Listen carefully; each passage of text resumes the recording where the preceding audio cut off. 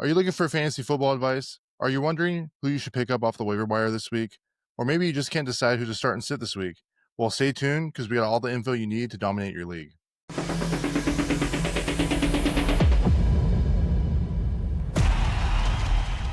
Hey everyone, welcome back to Encinas Unfiltered. We are informed, unfiltered, and unmatched. If you haven't already, please like and subscribe.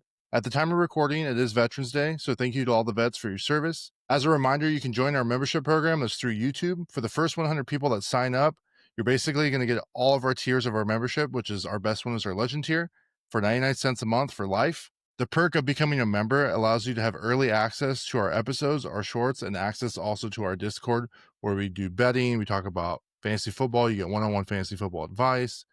You'll see our memes earlier. You'll see our thumbnails earlier. It's basically a better way for you guys to kind of communicate with us one-on-one is through that Discord. We're also going to be doing some holiday merch.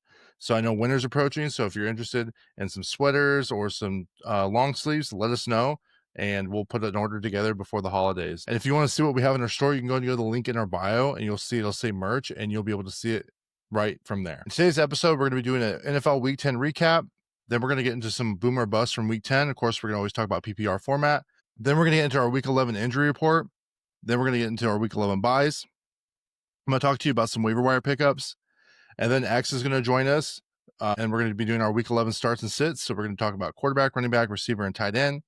Next, we're going to get into some trade targets for Week 11. This is X's section where he's going to go over some trade targets. I know some of the trades in the leagues are starting to end. The trade deadlines happen for football. So the trade deadline for fantasy football is most likely approaching. So this might be your last time to make those last minute moves before you're solely focusing on the waiver wire. Then we're going to get to our Week 11 football bets, which is going to be looking at the money line, the over, under, and the spread. And then at the very end, we're going to be doing some NFL hot takes. All right, next we're going to get into our NFL Week 10 recap. So the first one I have on my list is a Thursday night snooze fest. Like that was probably one of the worst games I've seen in a really long time. It was the Raiders losing to the Broncos 7-10.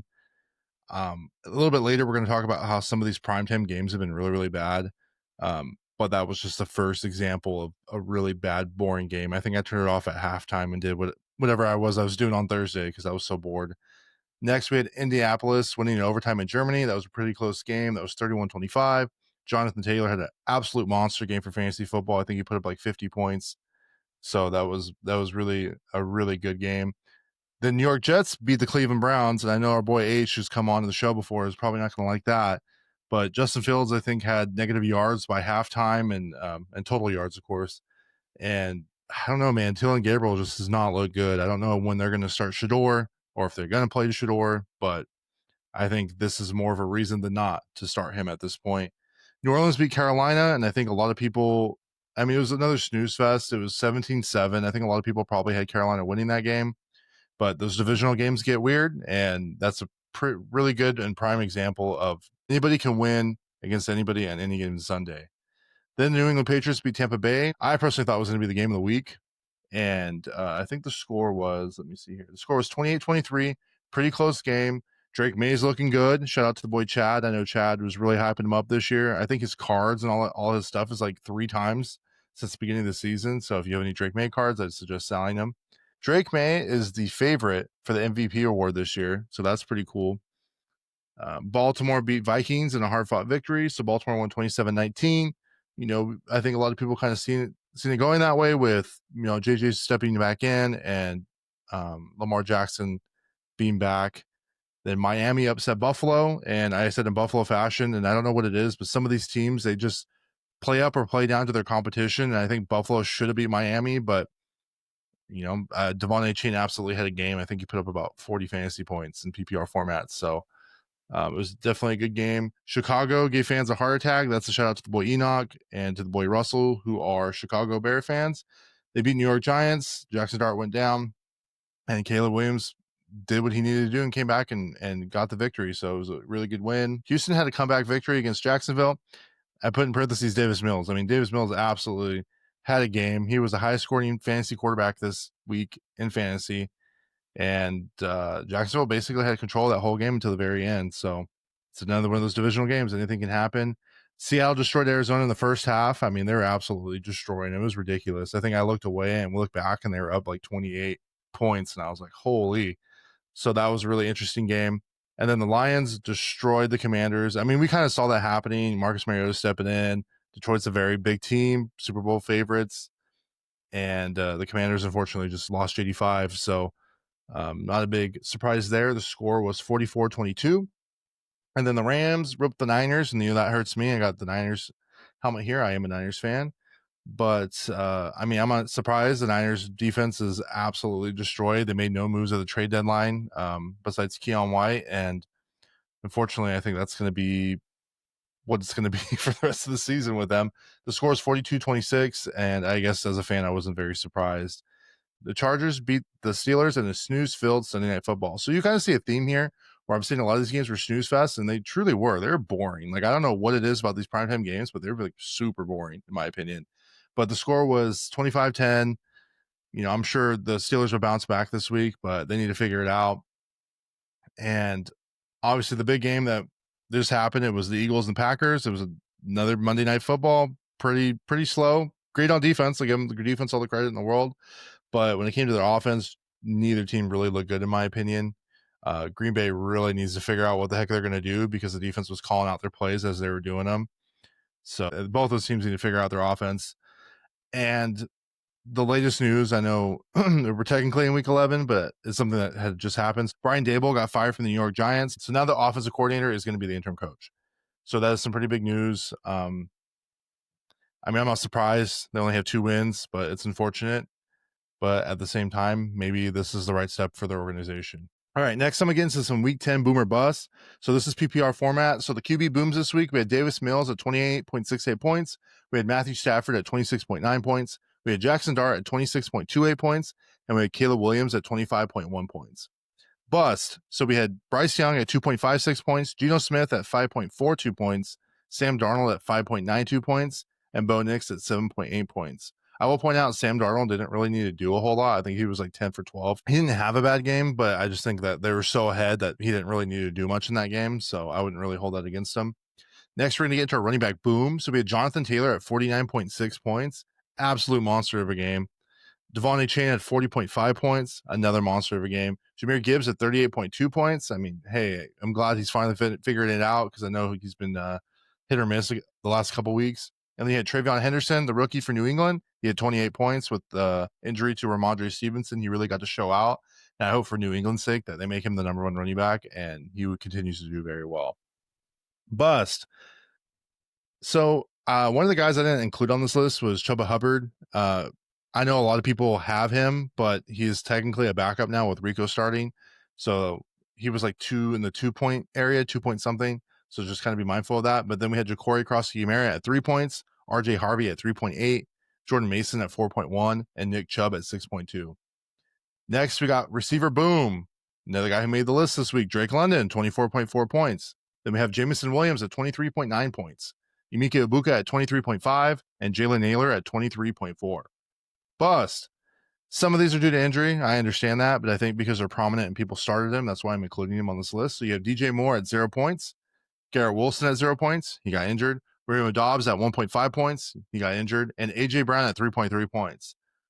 This is kind of the thing I was talking about with the Packers and Eagles game. Like AJ Brown's a really top end high receiver, and I think he can do very well, but they're not really utilizing him. So I think the Eagles really need to sit down and figure out a way to pass. So then it opens opportunities for Saquon to run the ball well as well. All right. Next, we're going to get into some tight end boom. So we got Trey McBride at 27.7 points. We have George Kittle at 23.4 points, Juwan Johnson at 19.2, and Dalton Schultz at 18.3. Bust.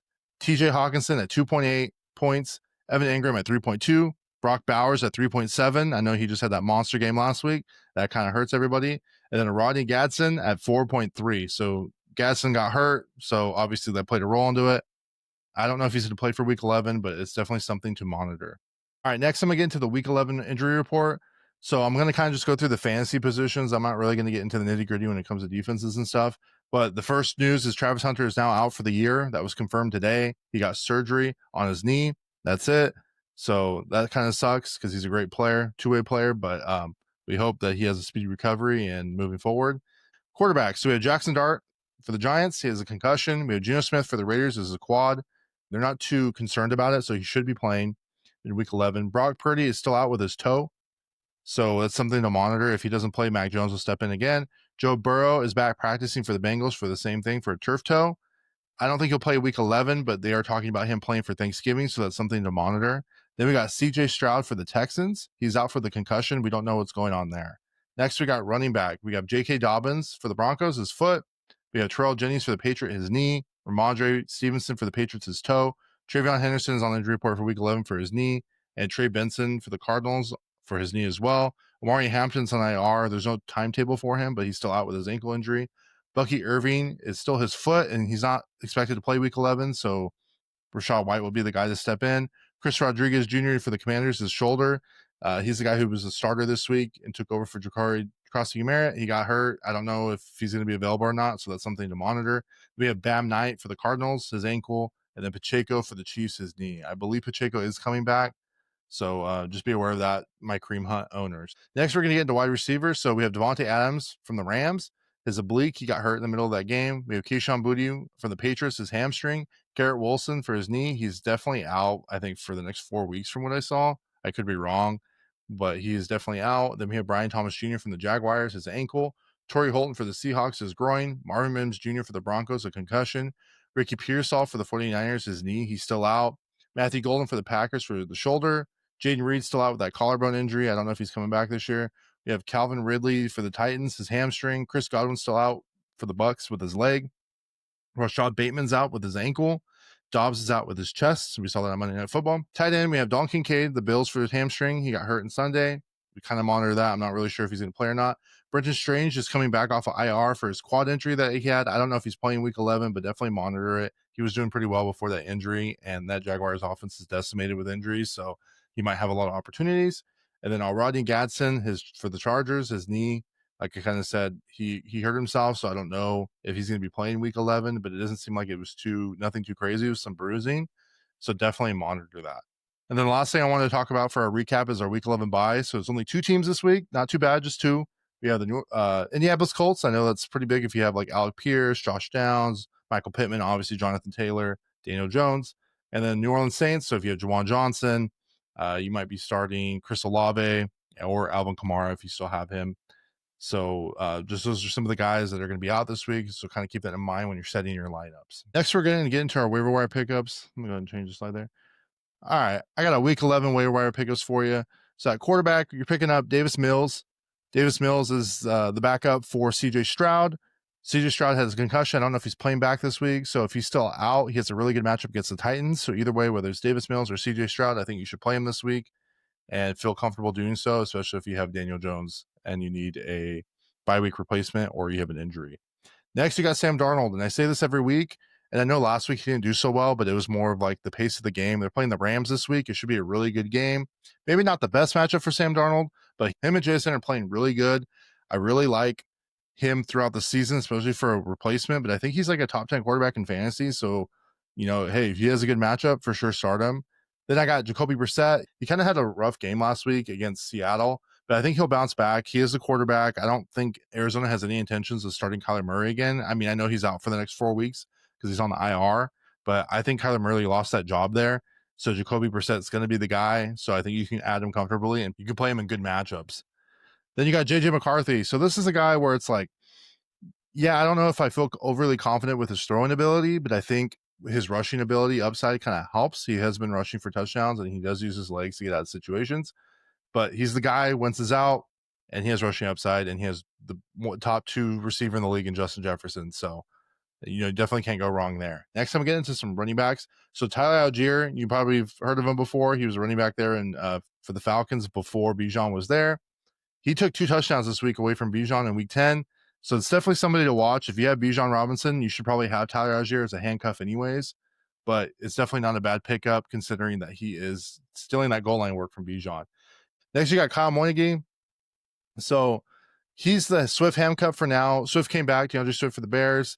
He did really well, and Moinage was kind of, I think he had a touchdown, but it wasn't, his usage wasn't as much as the previous week. So because of that, I think he's more of a stash for now, but he's definitely someone good considering what we saw him do when he got all the work.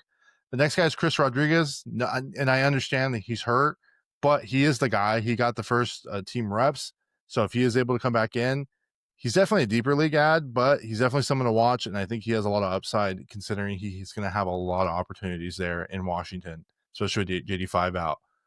Then you got Tajay Spears, and I keep talking about him. I still see that some leagues don't have him.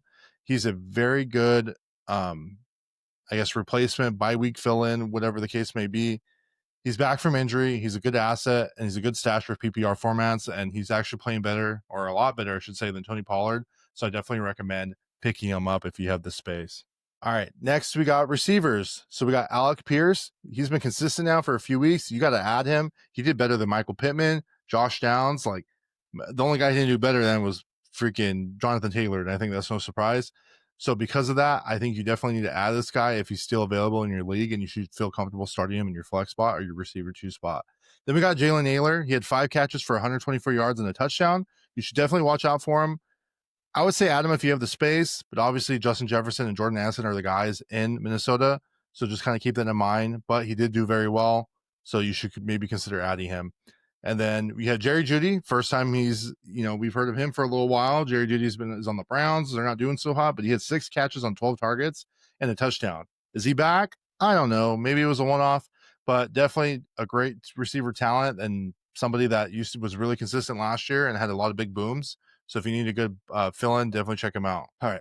Next, we got Jaden Higgins. Jaden Higgins is a rookie for the Houston Texans. He had 5 catches on 7 targets for 42 yards and a touchdown. So keep an eye on him as he's getting more playing time. I think Christian Kirk is still out, so check him out.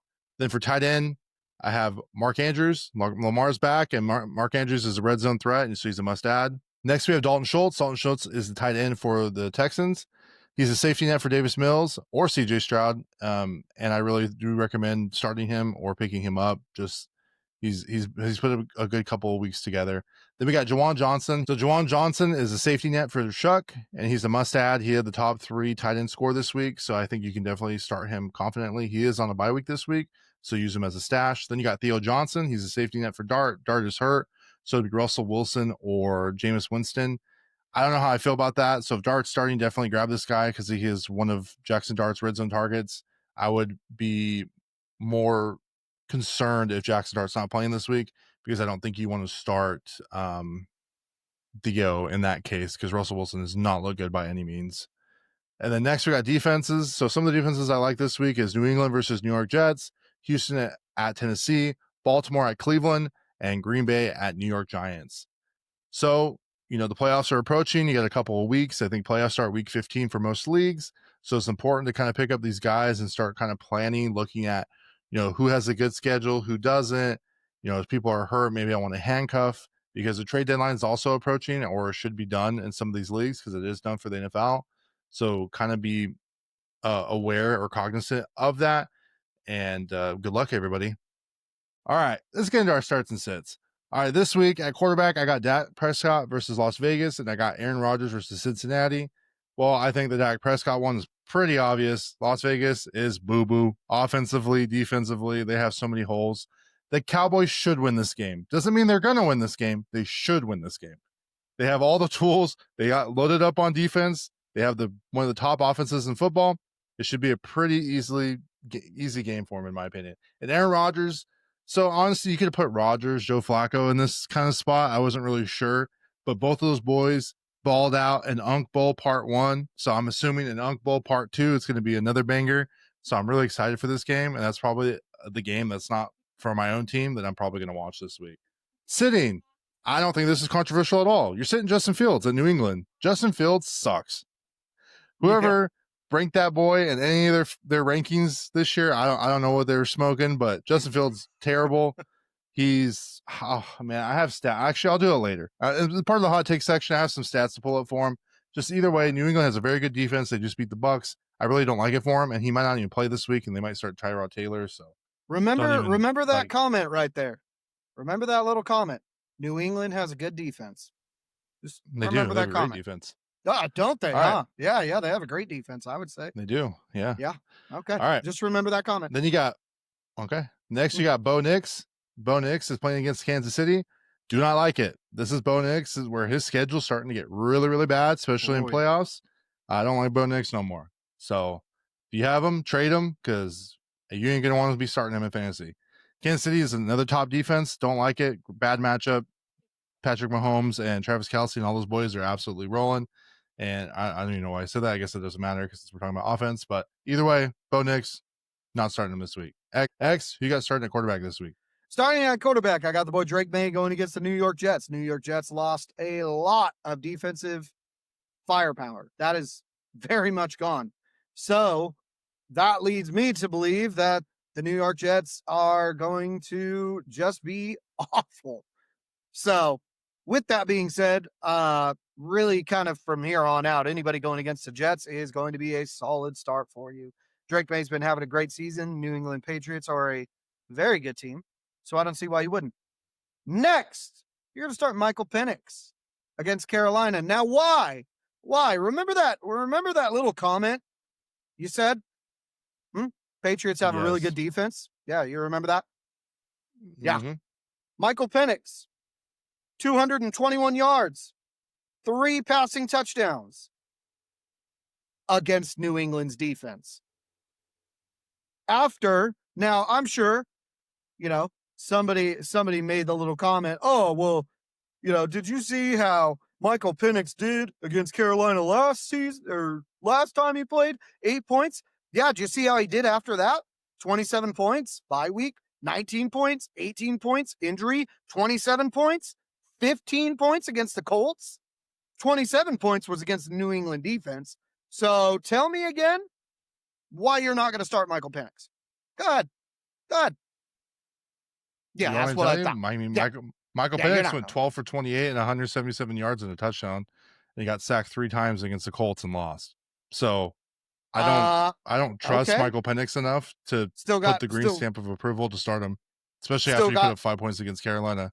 Still got 15 points on that, so it's good. Remember, it's still a divisional game, brother. It's still a divisional game. It's hard. And Carolina games is are weird. Still bad. They're still bad. They beat the Packers. I mean, it is what it is. There, that happens every single week. There's upsets every single week. And I don't like him at all, man. I would stay away from him personally. Look at what Miami did. Miami blew. Like, does that mean Miami's good all of a sudden? No. Like, no, what are we doing? Come on. Exactly. So Michael Penix is going to be a solid pick. Watch. And if he's not, I'll eat crow. We will definitely revisit this next week. Oh, we will. For sure. We will. And I want formal apologies from all of you once I'm proven right. Well, what are we going to set this at? Because if he gets like 17 points, is that going to be a bust? I don't think that's going to be a bust. I wouldn't say that's a bust. Or are we going to put it at 20? What are we doing? He has to finish better than 10 other quarterbacks. Oh, because there's 10 other quarterbacks. That's what? The normal fantasy league is 10 quarterbacks. So you're saying you're going to start one of these guys over your starter. So you should have 10 other guys that you're saying, I'm going to start Michael Penix over this starter this week because of X, Y, and Z.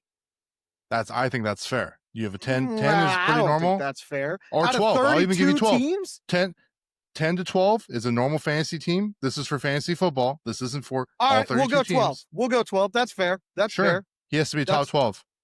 If he's not top 12, then it's a boom or it's a bust.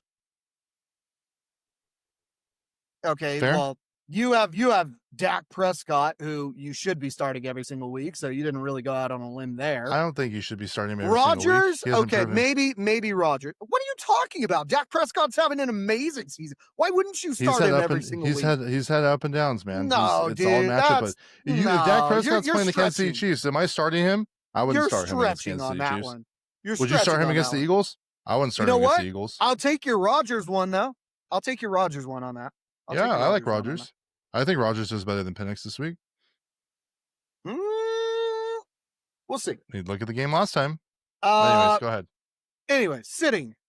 We're going to sit Justin Herbert against Jacksonville. Jacksonville has been starting to play at a really high level. Their defense is starting to fly around a little bit. They're starting to get in really, really good games. So, and with the injuries to the Chargers, I'm still not really sold on him yet. Next, you're going to sit JJ McCarthy against Chicago. You were going to sit him against Chicago. Chicago's been wielding around pretty good defense. Their offense is starting to click a little bit more. Caleb Williams is starting to figure it out. So I'm not trusting McCarthy really at all. He hasn't shown much all this season. So Some stuff I would like to add about him is that I think he is a divisional game, so those are always weird. all right. And JJ hasn't been very good throwing the ball this year. A lot of his fantasy points has come from the rush or yak, which he hasn't really done. He didn't look good last week either. So the thing we will agree on is I definitely agree that JJ McCarthy is not going to have a good week for sure. All right. Next, we got our running back. Starting at running back, I got Javonte Williams against the Las Vegas Raiders. You're going to see a pretty good trend with me this week. Like I said, the Raiders defense is just bad, man. They're really, really bad. I like Max Crosby, but I don't like anybody else on that team personally. That's across the board. I mean, I guess Genty if he was on another team, but he should have a bounce back week and do very, very well. And I think with the Cowboys potentially being up, that he'll get a lot more opportunities to run the ball. And I mean, eventually he probably will sit, but I think if he can get a touchdown and 100 yards rushing, that's a great day for a starting running back in general. So you're starting Devontae Chain against Washington. You're playing in Washington. The reason why I wanted to highlight him, even though he's I would say an upper back these days, is that he just came off a 40-point performance. So Miami is starting to rely on that run and mostly him because Tua didn't do good last week when they beat the Bills. It was Devontae Chain that did very well. So that he's someone to monitor, and I think you can start him confidently every week moving forward. Sitting. So I have two guys because I'm not sure who's playing, who's not. So you're going to sit Dobbins or Harvey. These are the running backs for the Denver Broncos. They're playing against Kansas City. Don't like it. Divisional matchup. Kansas City has great defense. Chris Jones. They just put two and two together. That's not going to be a good day for him. And then you're going to sit Chase Brown against Pittsburgh. Chase Brown has had this weird up and down year, and I think Pittsburgh defense is starting to get it together. TJ Watt's playing a lot better now since the first Unk Bowl Part 1. So I think in Unk Bowl Part 2, there's going to be a lot of slinging the rock because that's what both teams excelled in. So that means less opportunities for Chase Brown. X, who are you starting at running back this week? Starting at running back, it's going to essentially be the New England backfield, whoever that might be, Ramondre Stevenson, depending on injuries, Trayvon Henderson. Both of them going against the New York Jets is going to be a solid pick. As I stated before with Drake May, New York Jets gave away their starting corner, and gave away one of their D tackles. So, I mean, there's not going to be much there. It's going to be kind of a scrap team. Should be a good day for them. You are also going to start Judkins going against Baltimore. Baltimore still has that Swiss cheese defense. They sure do. They do have a little bit of a better line than their secondary, kind of in the box, but worst case scenario, Judkins is still a really good running back right now. So I don't see why he wouldn't have a good game. Sitting, you are going to sit Arizona's backfield, depending on injuries as well. Any one of them, it's such a mess back there of committees, kind of like a Seahawks situation where you just don't know who's getting anything, what's going on there. You should not feel comfortable or safe starting any of Arizona's running backs at this point. Same with the Giants. You shouldn't really feel comfortable starting any of them. It's nothing really towards San Francisco being all that great. They're plagued with injuries. They're an absolute trash of a team, just squeaking by wins, doing absolutely nothing. But Arizona's backfield is just something you can't trust this late in fantasy season. Next, you're actually going to sit Javonte Williams against the Raiders. Why am I saying that? For the simple fact that Dallas likes to play to the skill level of their opponents. The Raiders do have a good defensive line. It's not just one player. That one player makes all the difference, though. So to me, in my opinion, I don't think that Javonte Williams is really going to have as amazing of a game as you might think he will. So if you are teetering on another good running back to play, if you're kind of in a little bit of a smaller league, I would probably think about subbing that in. All right. Next, we got our receivers. Starting receiver, I got Jalen Waddle, X's boy. X loves this boy. Oh, Against Washington, we saw Detroit absolutely destroy the Commanders last week. I think Miami has an opportunity. I don't know if they win this game, but I think Waddle's going to have a lot of opportunities because he's really kind of the only guy that's getting the ball that's not named Devon Chain.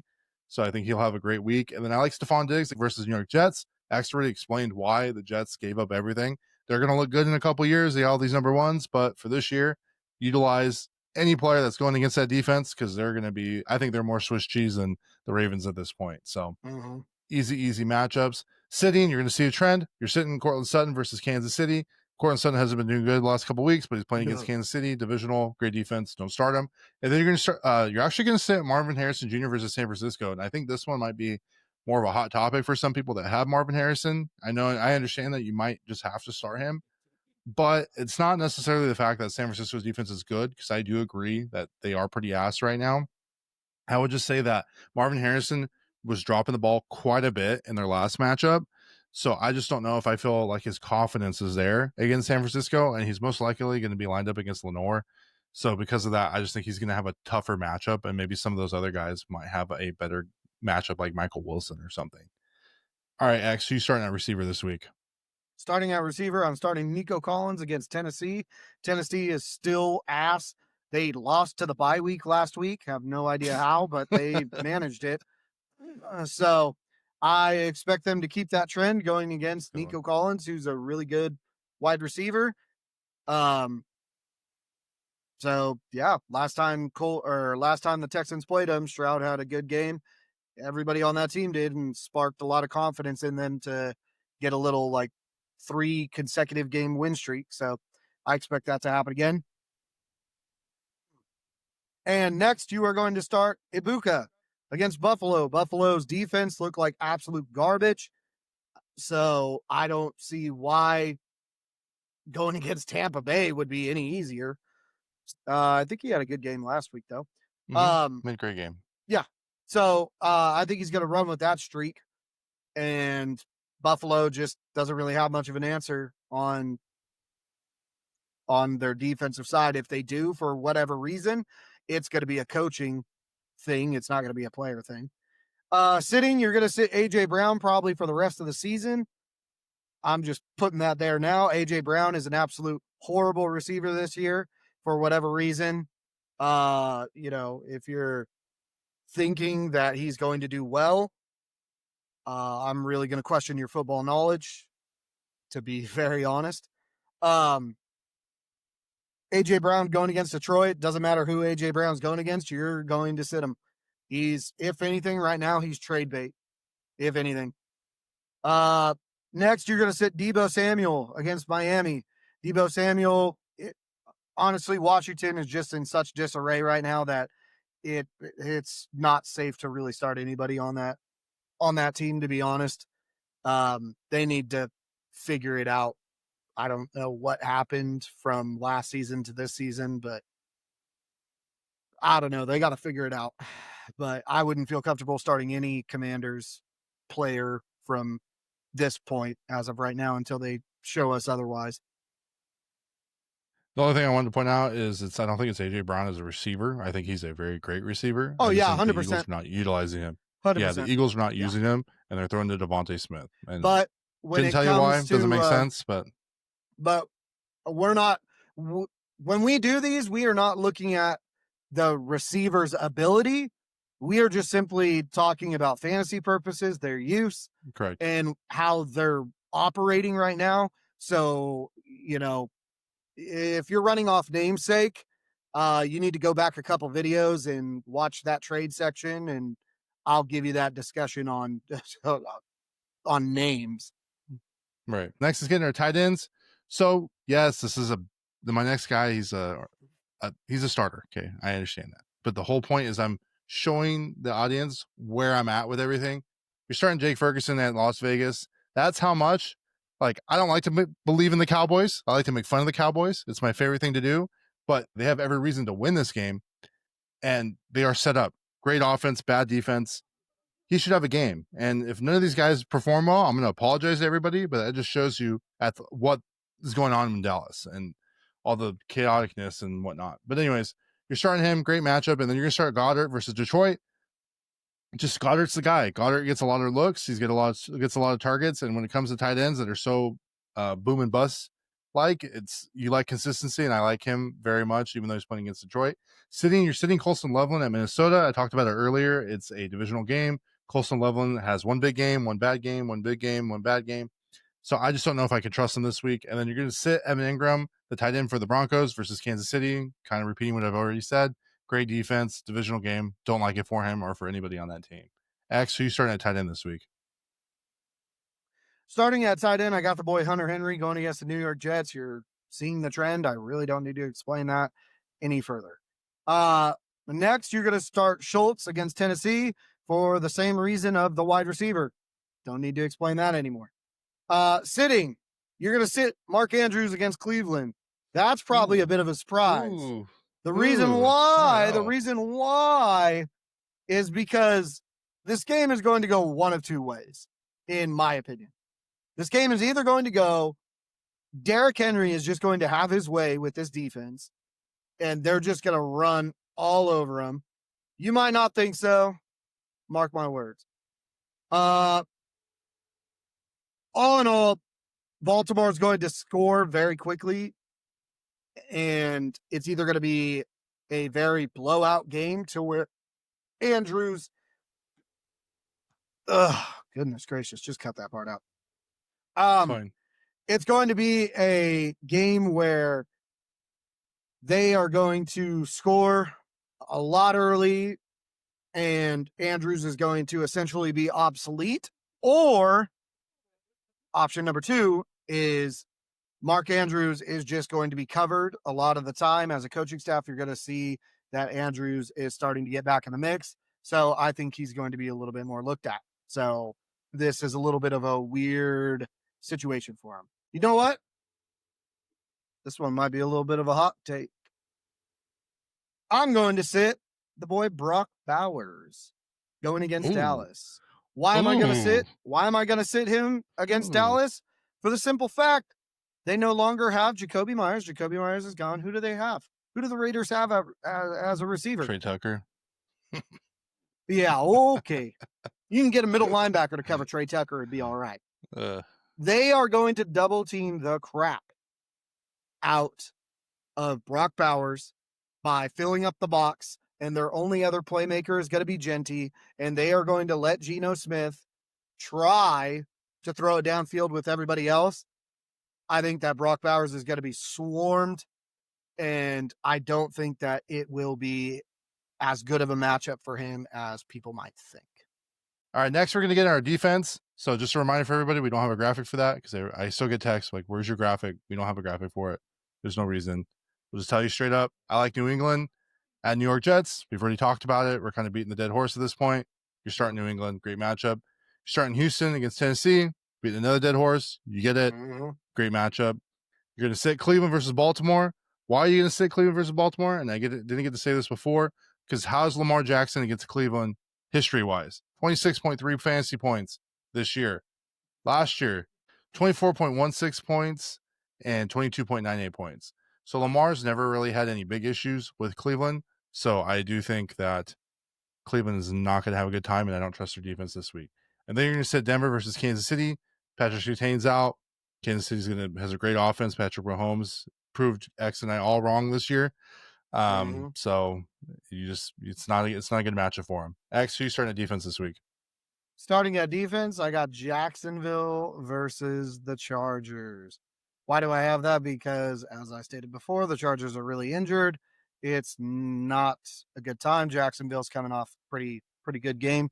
So to me, not really much of a safe matchup there. Next, you're going to sit Washington against Miami. Washington is a mess right now. Miami's coming off of a hot game. So to me, that's just too many question marks. Not feeling comfortable. Sitting, you're going to sit Seattle versus the Rams. Don't like division games, right? They are both very high powered offenses. So I expect that to either be a shootout or just really questionable about defenses, in my opinion. It's too risky. Next, you're going to sit Buffalo against Tampa Bay. Buffalo got blown out. You got Mike McDaniels cruising by bars. So it's not a good time. It's not a good time there. I would not trust Buffalo for the rest of the season. All right. Next, we're getting to get into some of our trades, trade targets. This is going to be the last week of our trade segment with the NFL trade deadline gone. Most fantasy leagues, I think their trade deadlines are already here or coming up. So I think at this point will be a good point to just kind of end the trade discussion just in general. I think it's time to just end it and move on, and we will fill it up with something else. But with that being said, before we start, this is X's segment. X is going to give you some tips. He's going to tell you who to trade for. For me, I'm just going to kind of give you a buy low, sell high, and do not trade for list, and we kind of just go from there. So for me, you're buying low on Chris Godwin. He's still hurt. He's going to be the receiver one when he comes back. You're going to buy low on Derrick Henry. He's been hit or miss. That offense is getting better, so I really like him for the season, so try to trade for him. You're going to buy low on Travion Henderson. You're going to try to say, hey, this guy isn't the starter when Ramondre comes back, but he is the most talented, so try to finesse your way into getting him. You're going to grab David Montgomery on the buy low, A.J. Brown, R.J. Harvey, and Kyle Pitts. Sell high. So sell high means these are guys that maybe I don't like for the rest of the season, or these are guys that if you can get more players to help you with your depth, with everyone being injured, this might be not a bad person to get rid of, especially if they're often injured. Jamar Chase, Justin Jefferson, Rashee Rice, Ashton Genty, Brock Bowers. That's really emphasis on Brock Bowers, especially with X, what he said. Try to trade Brock Bowers and get a haul for him. Puka Nacua, he gets hurt all the time. Devontae, he's hurt now. Stephon Diggs, Rome just had a big game again. He's too iffy. I don't think you want iffy in the playoffs. Trade him. Emeka Ibuka, he's doing well. Trade him. Chris Godwin's coming back. I don't know how the offense is going to look. Buy low and sell high on Trayvon Henderson. If you're a Henderson owner, sell him high, but try to buy him low. Do not trade for. Exited already. Arizona running backs, do not want them. You don't know who's starting, who's where. If they're a 3-back committee, 4-back committee, don't trust it. Justin Fields, droppable, I think, at this point. Tua, he's too up and down. You shouldn't have him. Even in deep leagues, I think you can find a better quarterback like Davis Mills, who he was the best quarterback this past week. So grab him. Kenneth Walker, don't like him. Drop him. I don't know what you're going to do with him. Just he ain't it. Ramondre Stevenson, we haven't liked him all season. He has a fumbling problem. Debo Samuel, X already said he's not doing so hot. You can't trust him, especially with JD5 being gone. They're either giving it to Debo or Mario's going to run it or Zach Ertz. I mean, those are your only options at this point. Scary Terry's hurt, but still I don't like that offense without JD5. And Bo Nix. Bo Nix has probably one of the worst schedules for fantasy football playoffs, and I will keep saying it. It does not look good. I do not trust them for the rest of the season. So don't let their good record sway you one way or another that they're a good team. You can just look at his fantasy points the last couple of weeks. So, all right, X, the floor is yours. What do you got for the people this week? All right. The only thing I got as far as trading for or trading away, trade for Breece Hall. Breece Hall is, never thought I would say it, honestly. Breece Hall, the Jets have nobody left. So Breece Hall is going to get a lot of carries. He's going to be relied on a lot. It's going to be like, the Titans when they had Derrick Henry. It was the Derrick Henry show. This is going to be the Breece Hall show. So I think Breece Hall is going to get a lot of opportunities, whether they're down or not. They're going to try and get the ball into his hands. So I think he would be a good trade target for you to look at. Going into our tips, since this is our last one, I got more than 4, just 5, just add one. That's fine. Yeah. So number 1, know that when they offer for a player, they want the player. They are not just offering it to you just as I just kind of need this guy because I'm not really good at trading. So I use a trade calculator that, isn't really all that great and tells me that AJ Brown's amazing. He's not. He's garbage. I'm pretty sure they'll say Scary Terry's amazing right now too. And he's only played 3 games. So yeah, trade calculators are a little suspect. I don't really trust those, to be quite honest with you. which is why I get trades done and I actually get good trades. So know that when they offer you a player that they want them. Okay. So use that to your advantage, but don't use that as a bargaining chip, because most people who are good at trades are going to see what you're doing, sift through the bullshit, and figure you out real quick. And they're going to be like, okay, yeah, this dude's going to want too much. I'm out. I'll look for somebody else. And then you're on the trade blacklist for that person, and they're not going to trade you for the rest of the season. But do understand that they want them. So use that kind of to your advantage. Use it a little bit as a bargaining chip, but don't use it as your main haul.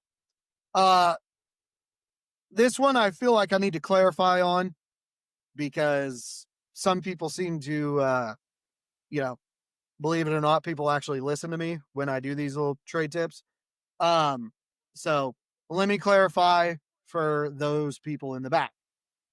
When I said save your season, okay, make a trade to save your season, that doesn't mean you trade away your best player or your consistency. Do not trade away your consistency. If your best player right now is Jonathan Taylor and you're doing absolute garbage, don't trade away Jonathan Taylor. He's your only consistent player.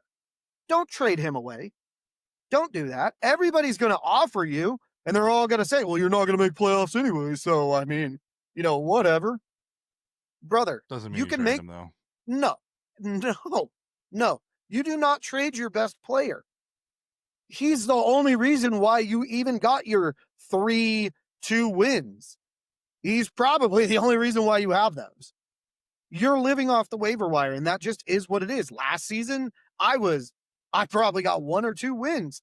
Worst season I'd ever had in my 10 plus years of playing fantasy football. Worst I've ever had. First time I've never made playoffs. So it happens. Sometimes the season's just a loss no matter what you do. But the last thing you want to do is trade away your player and watch somebody else's team that maybe has 1 or 2 more wins than you skyrocket that you traded away your consistency. Don't be an idiot. Think logically, okay? Do not trade away your consistency, okay? Number 3, this is a huge one. This one is a big one for me. This is, if you're going to take any tip away, please take away this tip.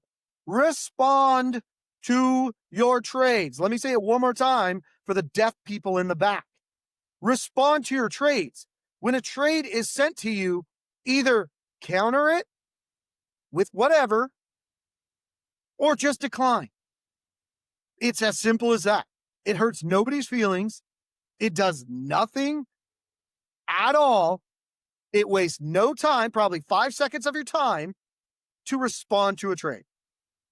Respond to the trade. And I'm going to say it, don't be a douche. Respond to the trade. Respond to the trade. One more time for those up in the bleacher seats. Respond to the trade. Whether you're countering, declining, or accepting. Respond to the trade. Number 4, let people know who you are willing to trade and who you're not willing to trade no matter what. I cannot tell you how many times I get trade offers for Jonathan Taylor. And I've told everybody, I am not trading Jonathan Taylor. I'm not trading Amon-Ra. I'm not trading any of these people.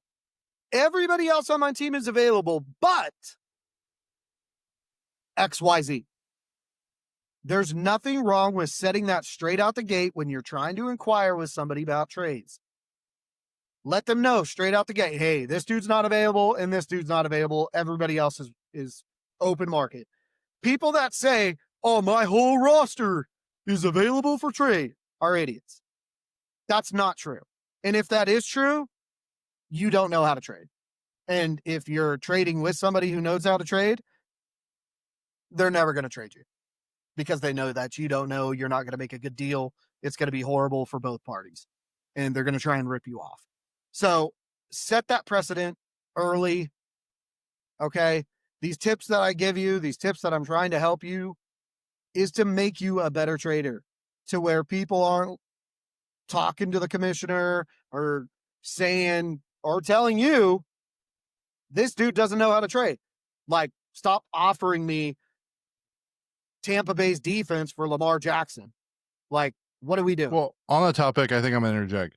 Don't text your commissioners what trades you're getting, because as your commissioner, I don't care. Do not send them to me. You either accept it or you decline it. You don't involve me because I don't care. I go, and I've told to everyone who's texted me, I say the same thing. It's up to you. I don't care. Don't send this to me. I have so much other stuff going on, and your commissioners and all your leagues have so much other stuff going on with personal life and everything else. Don't send it to them. You're big boys and big girls.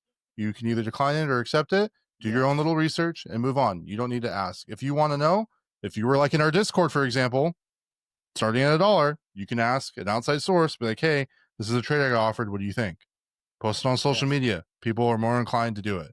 But leave your commissioner out of it because your commissioner honestly does not care. So, yes. I just think that needs to be said for me. No, 100%. So. You shouldn't be asking your commissioner for anything. You should know the people that you talk to, that you ask for fantasy advice, friends, whatever it is. You should be asking those people. You should be bouncing those ideas off them. Or you join the Discord and you ask the master trader here who will help you out. Well, actually, honestly, to piggyback off you, you shouldn't be asking your commissioner for anything. If you're asking your commissioner for anything, that's kind of weird.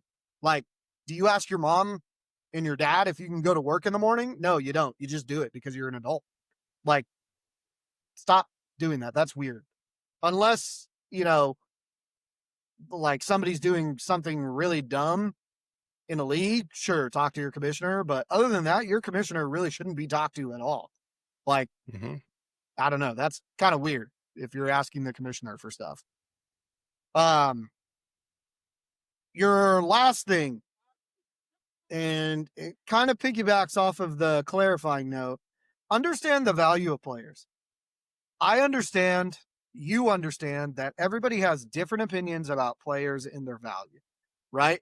At the very, very beginning, I told you to set your tier lists of what you believe these players are worth, right? You have your superstars, you have your high tier, your mid tier, your low tier.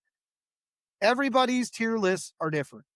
Set those and understand the value of the player. Some people might value them differently. That might benefit you, that might not benefit you. But understand the value of your players.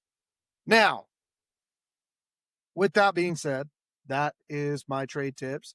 There is a topic I'd like to bring up for the sake of it, since it does involve trades. When it comes to some leagues have voting opportunities for your trades. Most do. Most do, some do not. I know a lot of leagues that don't. I know a lot of leagues that do. Here's the thing. Know when to vote for the trade and know when not to. So there's been a lot going on to where I feel, if you look at our earlier videos, we discussed this topic a little bit. Feel free to go back to those videos. You can see that whole fun little debate. Here's the thing. If you are not trading superstar players, in my opinion, superstar players, honestly, I don't really care. Most people will not care. Like, majority of people will not care. The only time that you should be vetoing trades is when things are 100% out of whack. That any normal football person who watches the game, who's been watching it this year nonetheless, would literally look at you and say, what the kind of trade is going on there? That is the only time that you should really be vetoing. You and I wholeheartedly believe it. You should not be valuing your trades off of a trade calculator. That trade calculator does not calculate many factors. Because like I said, right now I could probably trade Scary Terry for AJ Brown. and it would say that that's a dead even trade, even though Scary Terry hasn't played really at all this season. There are factors in trade calculators that do not work. Now, like I said, for me specifically, and you might have your own opinion. There are people that have opinions that think that you shouldn't veto any trade. I think that's bullcrap, in my opinion, to a point. But the only time that I'm ever going to care in veto trades is when I'm seeing superstars being traded for stupid prices. Those are the only times that I'm really going to do anything. Now, you as an individual, you need to understand that your J.K. Dobbins for, I don't know, Kenneth Walker, bro, that trade is really not going to break the bank. That's not going to break the game here. That's not going to make or break a week. Not realistically. That is not. Now, you're trading, I don't know, Puka Nacua for Justin Jefferson? No, we already had that debate. Oh, okay. But if you're trading like Puka Nacua for Stephon Diggs, like, what are you doing? I really don't like the excuse. I really don't like the argument, because I think it's the weakest argument that you could ever give me, because I feel like you don't know football when you're saying this. Like, literally, if you tell me this, my understanding for you that I think of your football knowledge drops to like -5. When you tell me, oh, it's a number one wide receiver for a number one wide receiver, that's the dumbest thing I've ever heard. You're really going to tell me that Puka Nacua is worth Scary Terry right now? Scary Terry's the number one receiver. That doesn't mean crap. Look at the game, dude. So are you saying like someone like AJ Brown, even though he's a number one receiver, wouldn't be worth like a number one, like a CD, a Puka, a Jefferson? No, not at all. Why? Because as I've been over I agree this, with you. I'm just asking. No. I know. But as I've been over this in past trade talks, points matter. AJ Right. Brown, as we've established before, as we said in the earlier episodes, is that AJ Brown, it's no insult to AJ Brown's ability. Put AJ Brown back on the Titans, bro. Watch how well he'll do. He would do great, I think. So let me ask you this. Real quick. Mm-hmm. So someone calls their shot on a trade that most people would say probably wouldn't do that trade and would probably veto it. You're still going to let that through, even though it's for someone like AJ Brown, someone who's not good, who I wouldn't say is a receiver 1 or a 2 or a 3 this year. I would probably let it go through, because AJ Brown isn't producing enough to where I feel like he's breaking the game. It's not going to make or break your week. That person trading for AJ Brown is going to probably lose, honestly. I understand that, but I'm saying if someone's giving up, let's say CeeDee Lamb, Justin Jefferson for AJ Brown, but they're calling their shot, you're going to let that through? What do you mean? I'm not getting that one. Someone calls their shot saying, I want AJ Brown in a trade. I want AJ Brown in a trade because I believe in AJ Brown. Okay. But I'm sending CeeDee Lamb to the other guy. No. Is that a fair trade? No. Okay. Not at all. As long as we establish, because calling your shot versus, I understand if it's something that's close and you're calling your shot, but when you're getting rid of top end players, it doesn't make sense. I don't care where you're at in the standings. If you're the first place or 10th place, it doesn't make sense. Like and that's I said, where a lot of my stuff comes from.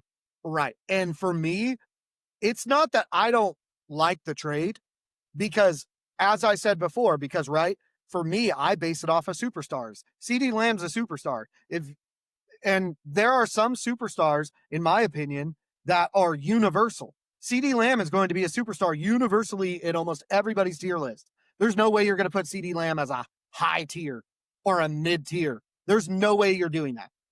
There's no way that Puka Nacua is not a superstar in every single person's tier list, right? So that's why for me, when superstars are being traded, that's when you grab my attention. That's when I start looking at this trade and going, oh, okay, what are we doing here? AJ Brown is not a superstar this year. He's not. He's a high to mid tier. He's wobbling right now because the boy's just not getting looked at. So when you're going to trade him and say, I believe in AJ Brown, sure. You know what? That's great. That's one of my tips, dude. Take a shot, right? Believe in that guy. I'm all for it. but be reasonable. Just like my other tips say, dude, points matter. Nonetheless, too, save your season, but it doesn't mean trade away your consistency. But to me, in my opinion, that's a dumb trade. And as I stated before in a previous video, I'm also vetoing to save somebody else when they don't know that they're doing something stupid. If you're going to watch a grown man about to walk in front of an oncoming train, are you just going to sit there and watch him? No, you're going to intervene. You're going to help him because he's doing something dumb. Like, at the end of the day, to put it bluntly, I'm not trying to be rude. I'm not trying to be mean, but I'm just being blunt. You need to sometimes save people from their own stupidity. And I understand people are like, no, you shouldn't be vetoing trades at all. You should let the commissioner squash that. Yeah, well, the commissioner also doesn't want 6 texts from people in the league going, really, bro, you're going to let this trade go through? You think that's really what they want? No, they don't. No, they don't.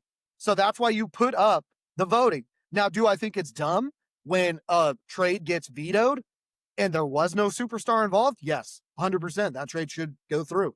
I could care less. I could really care less. In my opinion, right? That's my opinion. But when you put it up to voting, that is your opinion. Correct. But when you put it up to voting, one, nobody in the league owes you an answer for shit. Sorry. Correct. That just is what it is. Everybody's entitled to their opinion because it's my opinion that if a superstar isn't being traded, I don't care. But there are other people that would be like, no, I care because I'm playing that guy next week. I think that's a bullshit reason to veto a trade, but I also get it. That's your opinion, though. Just as you would respect my opinion, I'm going to be an adult and respect your opinion. So trades are there. In my opinion, voting is there for a reason. Do I believe sometimes it becomes abused? Yes, I do.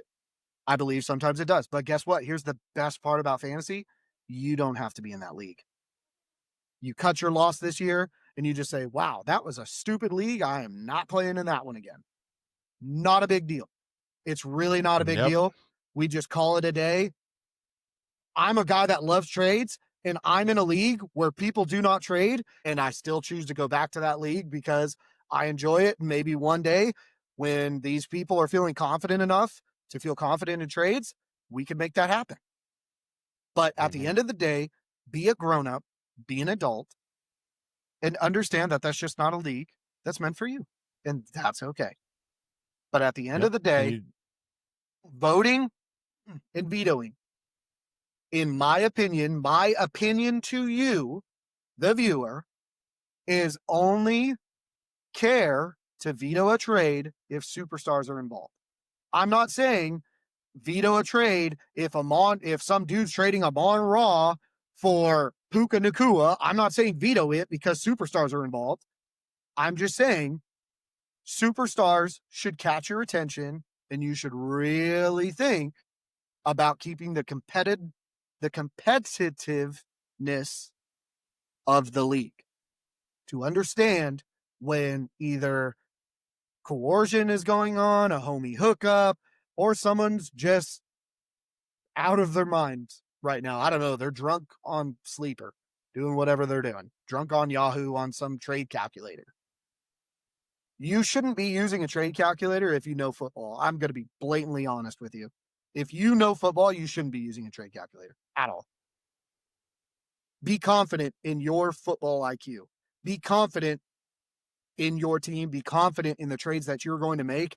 If you need a trade calculator to validate that for you, you should probably be in more novice type leagues. I'm going to be honest with you.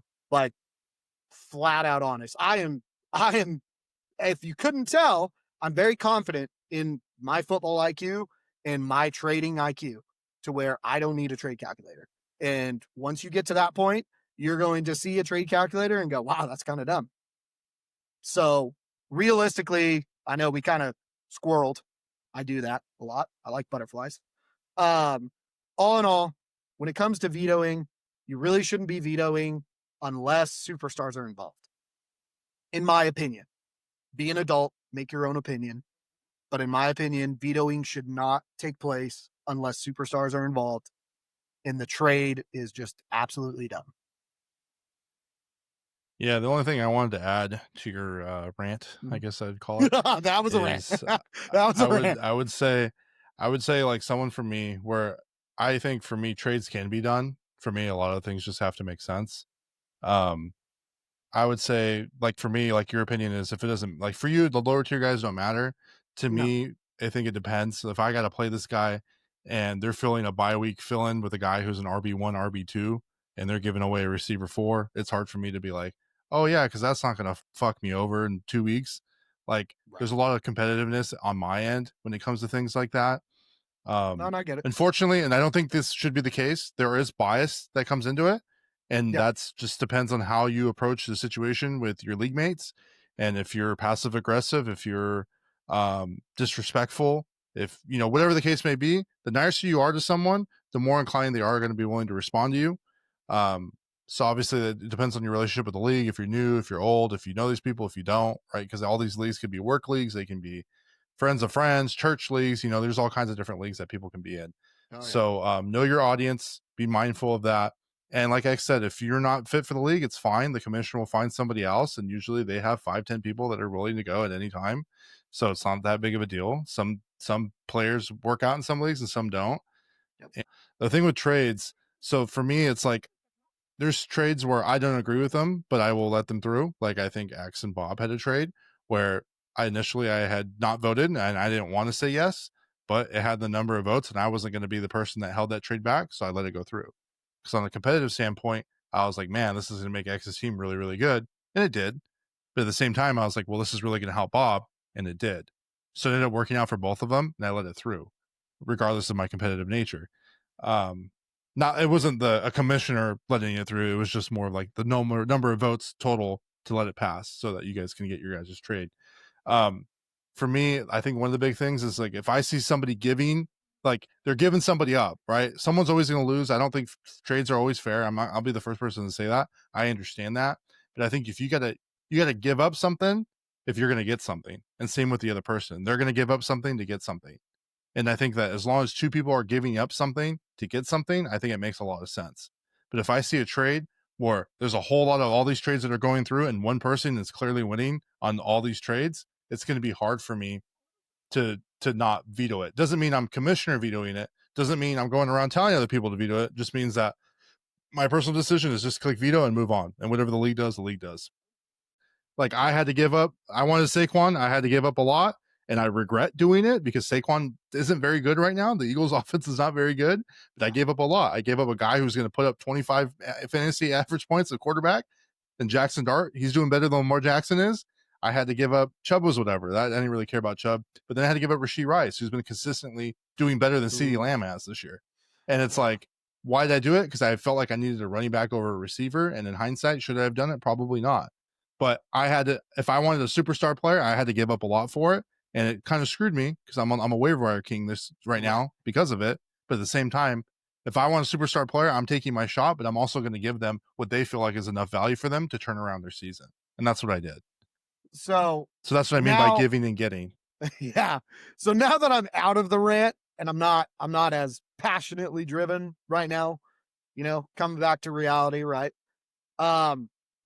For those of you that do use trade calculators, okay, let me put a little disclaimer in here. Are you 100% an idiot? No. Okay. I've used it once just to prove a point. So it's like it's not, that's fine. That's fine. If you use a trade calculator, I understand. Here's my thing. And the reason why I say it is because like I said, I'm very confident in my trades. And honestly, if you go back through our videos and you look at the trade tips, if you just use those, you won't need a trade calculator. And if you understand and make these tips your own, adopt them, shape them, mold them into what it is fits for you. Once you get to the level of confidence in your trades, you will feel the way that I feel about trade calculators. I understand if you're new, you're trying to figure it out. But majority of the time, if you're new, you have some other friends that are football fans as well. Feel free to bounce those ideas off, even if they don't play fantasy. It's okay to bounce that idea off because they might have something that you didn't think of, right? Maybe you just saw a big name, Saquon, and you're like, oh man, like I gotta get Saquon. And then Rod asked me, hey, what do you think about Saquon? I'm like, bro, Saquon's doing ass this year, like very inconsistent. I'd be a little careful on that one. And then he goes, oh shit, yeah, you might be right. You might be right. That's even if I didn't play football, that's the way that you're going to look at it. As a football fan, you're going to look at the Eagles and just go, man, that offense has a lot of good players, but they're just not utilizing all of them. So it might be Right. a good way to do that. So when I'm talking about trade calculators, that's what I mean. Just go back to the videos. I cannot stress it enough. Go back into our old videos.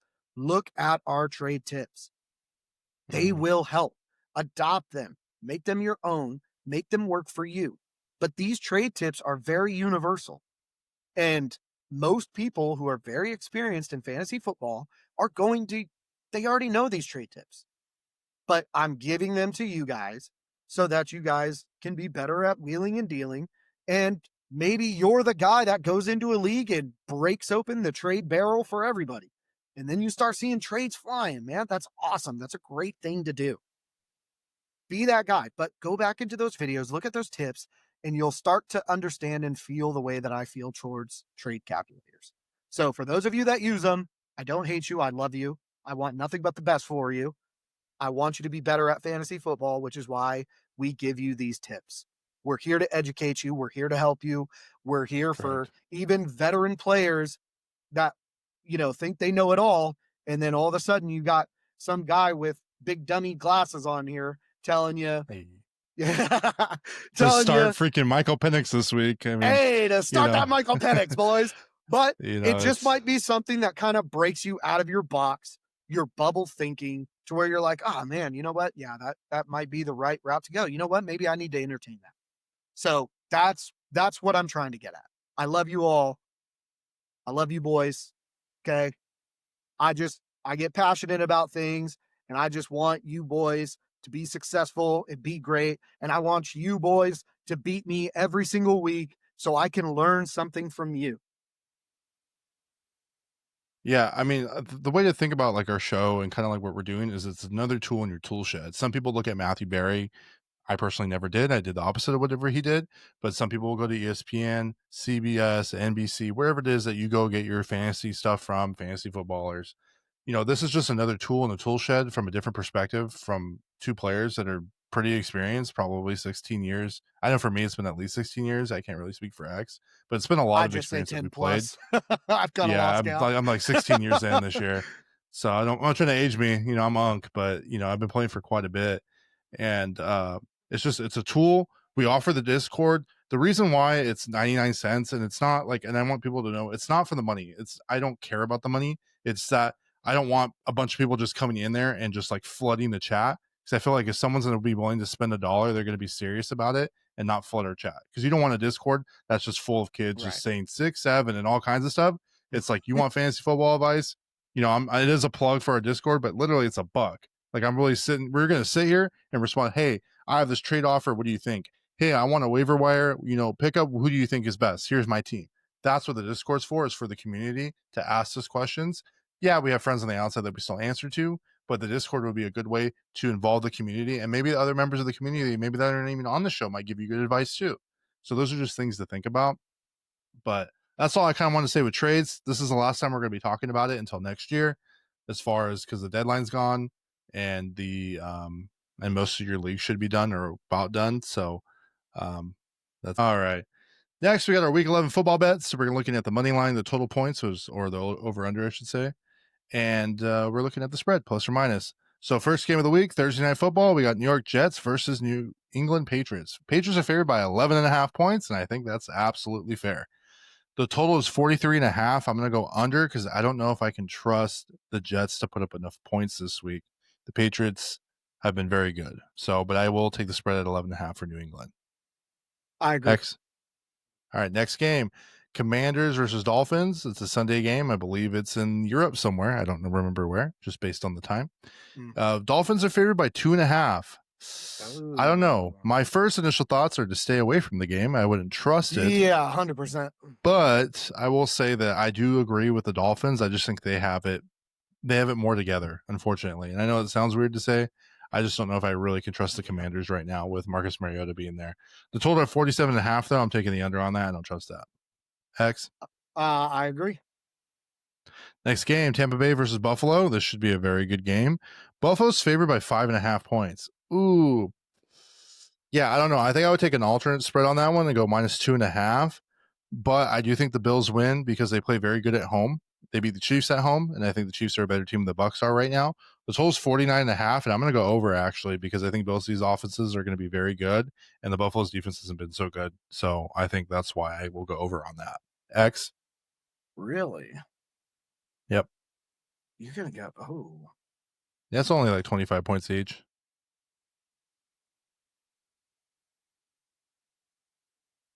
I agree, but I'm going to go under. I'll go under. Okay. Next game, we got the Chargers favored by 2.5 against Jacksonville. I think this is a win for the Chargers. Jacksonville's offense is banged up. The total is 43.5. I'm going to go over just because the Chargers defense is pretty hurt too. So, but yeah, I like the Chargers in that one. X. I agree, but I am actually going to go Jacksonville. Oh, interesting. Okay. Yeah. Next game, we got Carolina versus Falcons. Falcons are favored by 3.5. The total's 42.5. Yeah, I don't know. This is a weird one. It just depends what kind of Michael Penix shows up. This is another game I'd probably stay away from. If I had to pick, I'd probably say plus money on Carolina only because I think it's going to be like a 2 or 3 point game. I think it's going to be really, really close. I don't know if I can go 4 on that one. The total 42.5. No, I'm going to take the under. Carolina has a weird defense where they can be good. They stopped Green Bay. So, X. I agree. I'm going to go Falcons, though. Yeah. Next game, we got Green Bay favored by 8.5 versus New York. So that money spread makes me wary, but I will say the only reason why I'll take it because as of today, Tuesday when filming, Russell Wilson looks like he might be the quarterback. So if that's the case, I think Green Bay at -8.5 is easy money. If Jackson Dart plays, I would definitely take the plus money on New York at that spread. I just think that Green Bay likes to get in these tight games with these bad teams. The total at 44.5, I'm going to go under just because I can't trust New York. Hex. I agree. All right. Next game, we got the Unk Bowl Part 2. We got Cincinnati Bengals versus Pittsburgh Steelers. Steelers are favored by 5.5. I don't like that. I think it's going to be a lot closer than that. I would take a spread at -2.5 on the Steelers this time. I think the Bengals won the first one. Very close. The total's 50.5. I think it goes over that because they did that last time. They went over those points. So I like that. But for sure, I think I'm taking Steelers. I think TJ Watt is in a lot better position and playing a lot better now than he was the last time they played. So, and then Cincinnati still has Joe Flacco until Burrow, I think, is going to come back around Thanksgiving is the timetable. So I like Pittsburgh in this matchup at home. That's X. easy. I'm definitely going the Bengals. I am going to go under, though. Okay. Next game, we got Houston favored by 7.5 versus the Titans. I think that's easy money, even though it's a divisional game. Actually, that's a lie. I would take the -2.5 spread on Houston. Let's be real. You can do alternate point spreads, do it. The total's 39.5. Ooh, yeah, I'm gonna go under just because I can't trust Cam Ward and that ass offense. So no offense, X. No, X. none taken. I agree. All right. Next game, we got Chicago versus Minnesota. Minnesota's favored by -2.5. Ooh, total's 48.5. Yeah, I don't think so. I'm going under on that for sure. Divisional game. I think I'm gonna take the Bears at +2.5, man. I don't think Minnesota gets it done. I don't know if I have faith in JJ. Yeah.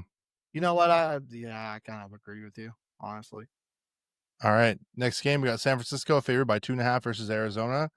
Yeah, I think even though 49ers are not good right now, I don't think it matters if Brock Purdy or Mac Jones plays. I think 2.5, it's definitely going to cover that spread. The total at 48.5, though, I think is a little high. Jacoby Brissett was having a real hard time with Seattle. And that team is just kind of, their running back situation is kind of weird. There's just a lot going on. I don't like their team right now. So because of that, I would take for sure San Francisco. Total, I'm going to go under though.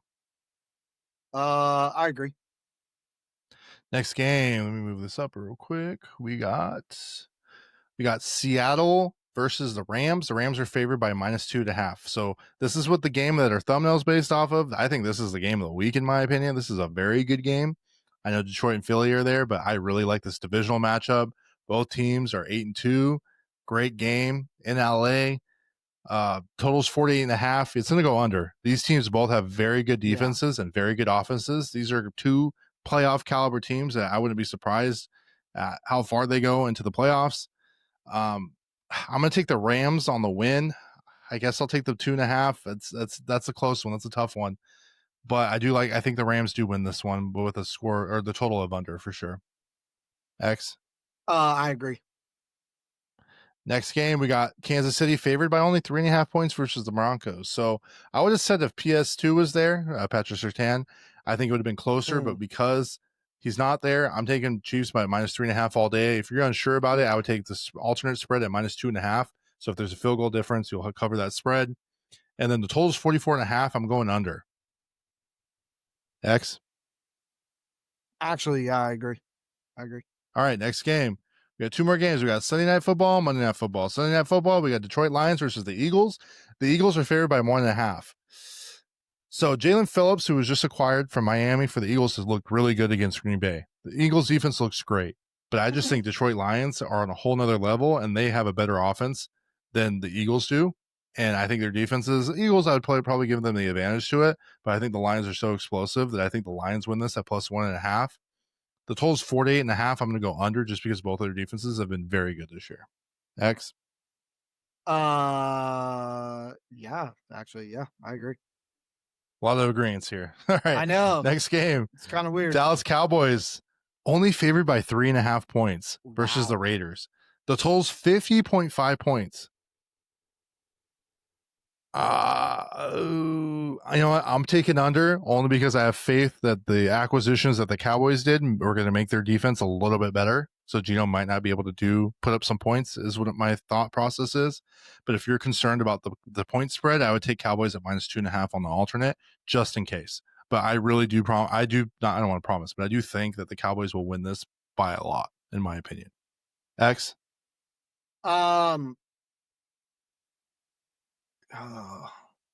49. It's 50.5. It opened at 49. It went up. Ugh. It's a lot for the Raiders, man. I don't know. Yeah, that's a whole lot. Yeah, Dallas and under for sure. All right, next we got some hot takes. So the first thing I wanted to talk about, I know you weren't here for that portion of the show. Travis Hunter's out for the rest of the year, so that kind of sucks. Their best two-way player got him with the high draft pick, so I just wanted to let you know that I talked about that. Yep. So heal up.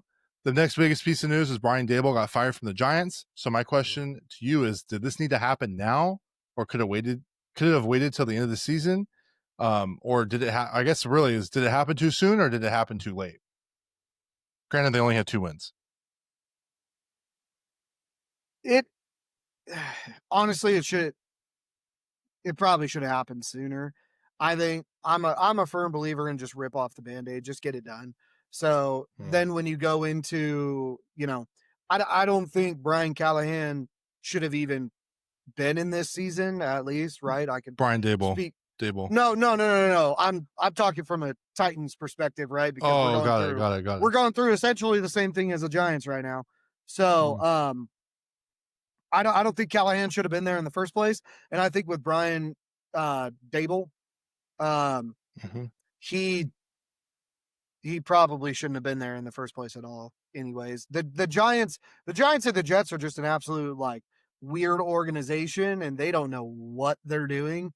They're kind of in the same category as the Titans because the doesn't Jets know what she's doing. The Jets just hired Aaron Glenn, so I think he's with all those draft picks, he did something good. Oh no, he should be fine. But right, but Brian Dable should have been fired. I think, in my opinion, probably a couple of years ago. I think at this point, and I think realistically, getting back to the actual question, is that it should have happened sooner than later. So I'm okay with how they did it for the most part. Right, you're already in the season. Just get it out the way Right. because now it's good for your off season because now either college coaches who are looking to go into the NFL or even coordinators already know what they're kind of looking at as far as the field of opportunity. And I do think the Giants it's a very good outlook. If it could be, they have Yes. a lot of great young pieces.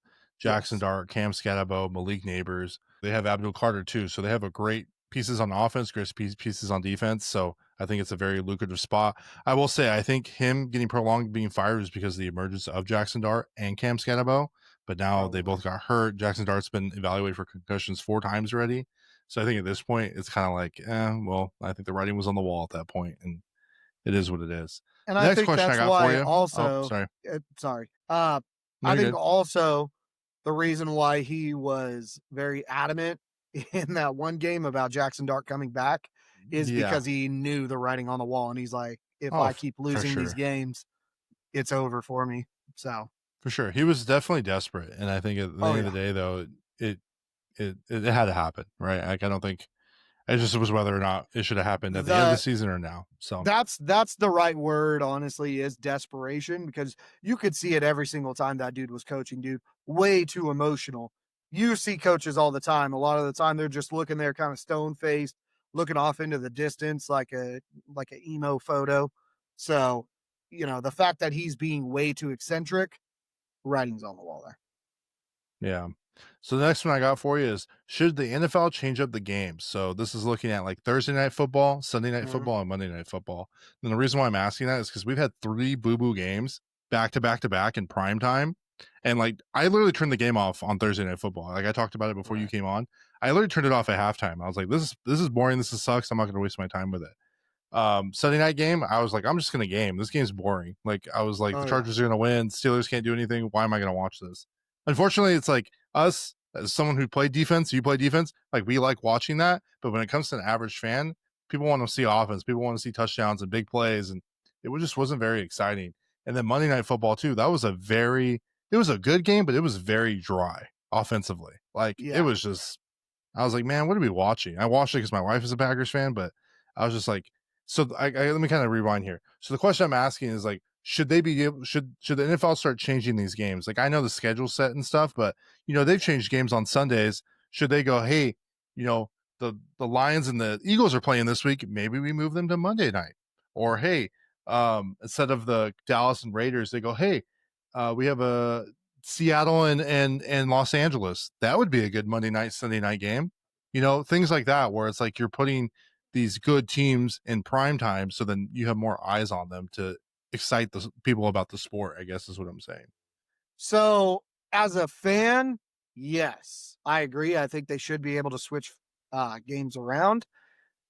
The boring answer is obviously logistically, contracts have to be met with certain primetime games, with certain networks, stuff like that, right? Hate to be the actual buzzkill and, the statistical guy. Well, technically, I don't like to be that guy, but as a fan, yes, I would love games to be switched around like that because I really don't care too much right now for the, you know, 3-8 Baltimore Ravens. Like, I really don't care about them right now, to be honest. Like, I want to watch, you know, I want to watch Detroit. I want to watch Green Bay. I want to watch New England. Like, I want to watch these good teams. I want to watch the Colts right now.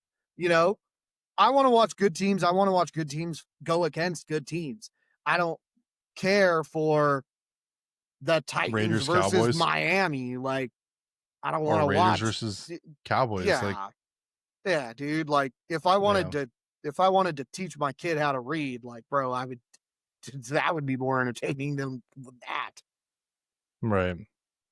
So yeah, that was just my thought process. Is like, I mean, I know Yeah, they've switched them around on Sundays for like certain circumstances, but I was wondering, like, as a fan's standpoint, I mean, really, it's on the business for NFL. Like, from a business standpoint, it's more of like, what would be more exciting for more people to be able to sit down and watch our games? It would probably be to move some of these games around. Obviously, I know it can't yeah, happen, but in a imaginary world where you could, I think they should, just because, or they need to schedule it better based on who they think is going to do good, in my personal right. opinion. Next, I have the Cowboys have to beat the Raiders, right? like, like I think at this point, like especially with them having that 5-game streak where they're playing playoff contenders, like this is a must win. And I think if they Honestly, don't win, I think that's it, right? Like they're out of the honestly, playoffs, and out of spite for Jerry Jones, I just want him to lose from here on out. I just want him to lose from I here don't on think out. that's statistically going to happen. But I think as far as I mean, I like just don't want Jerry Jones like I mean, I know that everybody thinks he's the problem and they know he's the problem because he is the problem, he is the but problem. Yeah. he just needs to lose so much to figure out that he is the problem. But I think his ego won't allow him to. But Mm. realistically, I would like to see them go 0-16 and everybody just crap on him. Well, I don't know about that, Oh but and I will 17 say now, I that guess. I think the next 6 games are must wins for them. Like I don't think it's going to happen, but I No, think they need to somehow be competitive, even if they win half those games, which I they don't think might they win will. two. Yeah, it's going to be interesting because I think at that point their playoff chances or their hopes are Oh yeah, basically gone, they're done. and that's it. The next one I got for you is, of course, we talk about the 49ers every week. Do the 49ers stay with a hot hand and keep Mac Jones as their starter, or do they play Brock Purdy if he's available this week, or just in general? No, So the you reason keep. why I'm asking you is a lot of different platforms. Sorry to interrupt you. A lot of Yeah, different you're good. platforms have asked this question. Tom Brady was asked this question, who, in Yep. my opinion, is the greatest of all time. You know, cheating or not, he's still the greatest of all time. Still got to throw the ball, longevity, whatever. He said you got to stay with a hot hand. I agree. I'm inclined as a 49ers fan I also agree with that. That's even before hearing his response because Mac Jones has been playing lights out in the college Shanahan shit system. But they did pay Brock Purdy a pretty handsome amount of money. So I wanted to get your thoughts on what you think they need to do as an organization in its current state. I think you do ride the hot hand. You ride the hot hand no matter, whether you paid the individual or not. I know this is where it sucks because your ownership is going to tell you, we paid that man, you are going to play him, right? It's Yeah, unfortunate. It sucks. That's why a lot of deals don't get made is because players are greedy and they want that guaranteed money, whether they play or not. A lot of big contracts that you see are more built on conditional, aka they throw this many yards, they make playoffs. How many playoff wins do they get? They get X amount of money. So I get it, but realistically, when an owner takes themselves out of the money standpoint, which they shouldn't have paid Purdy in the first place, which I know we both I agree with, agree. I um, agree. uh this is what happens. It puts you in this situation because every player that always gets paid always gets injured. Statistically, it shows every single time because right now they're paying Brandon Ayuk. That dude hasn't seen the field since he got paid. So Deshaun Watson, yeah, another great big name. that Yeah. oh man. Yeah. Yeah, I know. All Mm. right. Next one I got for you is, should the Jets bench Justin Fields in favor of Tyrod Taylor? So before we get into it, I wanted to kind of share some stats because I know you and I didn't believe in Justin Fields this year. I will say he had a couple games where he looked good. So Carolina, they lost 13-6. He threw 6 for 12, 46 yards, and he had 4 rushes for 22 yards. Cincinnati, he did a little bit better, threw for 244 yards, ran for 31 yards. Against Cleveland, they won, but went 6 for 11 with 54 yards, a touchdown, and interception, and 7 rushes for 28 yards. So when I'm looking at yards completion, so his completions, I'm looking at games where he played most of it. So I'm looking at 9 complete. So I'm just going to name some of them: 9 completions, 45 yards; 6 completions, 46 yards; 6 completions, 54 yards. Like that's worse than Dylan Gabriel, and that's worse than freaking Cam Ward at this point. Mm. So I'm not trying to sway you. I'm just giving you the stats of, obviously he's had other games where he's done well, but is he worthy as a starter, or do you think the Jets need to go with Tyrod Taylor at I this think point? I think the Jets need to go with Tyrod Taylor because there have been reports coming out of the Jets locker room that they would like to see Tyrod Taylor as the quarterback. So if Hmm. your players are not rallying behind a player, then that player, especially at the quarterback position, when you've lost the locker room, it's over. It's done for you. You're done. Yeah. So, um, realistically, I think you need to listen to the players. You need to go with Tyrod Taylor. Yeah, I've been seeing, so Justin Fields got benched and then he ended up coming back in because Tyrod got hurt. So he never really fully got benched, but he was supposed to be benched. Tyrod got hurt, couldn't play, so then Justin Fields played. But he has won 2 in a row. Hasn't looked great against the Bengals, who's probably one of the worst defenses right now. He threw 21 for 32, 244 yards, 11 rushes, and 31 rushing yards with a touchdown. But this last game against Cleveland, it was Cleveland's game to win. And we'll get into Cleveland. Don't worry, H. I know he's watching. We're going to get into Cleveland. But I agree they should start Tyrod Taylor, but at the same time, it's kind of hard when you're getting wins. So it's like, do you just switch it up now? I don't know really what their plan is. They have 5 number 1 picks. So maybe they don't want to win. You shouldn't tank, but just some things to think about. This is a fun one, and honestly, this is kind of getting away from the negativity. Who should be the NFL MVP? I'll let you go first because you and I might have similar opinions. Right now, the favorites, I believe, are Drake May, Matthew Stafford, Patrick Mahomes, Josh Allen, Jonathan Taylor, somewhere in that list. Not in the exact order, but I know for sure Drake May is the favorite right now. So in your eyes, who do you think should be the MVP? I think honestly the MVP should be Jonathan Taylor. 100% agree. That's why I let you do it.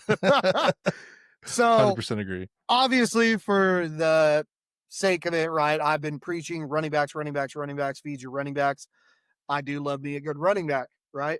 Especially as a Titans fan. We've had 2,000-yard rushers. We're kind of the kings of that. But anyways, the only thing that I can hang my hat on, I feel like a Cowboys fan right now. Anyways, regardless, I think Jonathan Taylor should get it because I feel like every NFL fan feels the same way, that the MVP award is the MVP quarterback award.